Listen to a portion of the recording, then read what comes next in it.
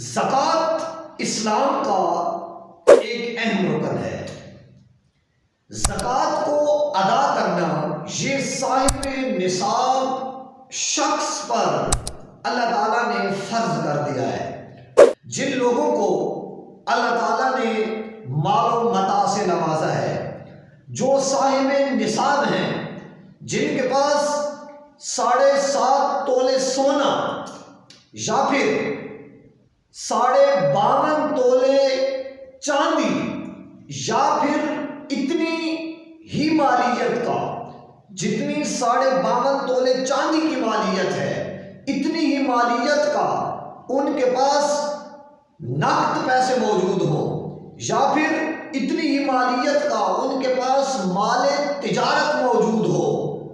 اور اس پر پورا سال گزر جائے، تو اس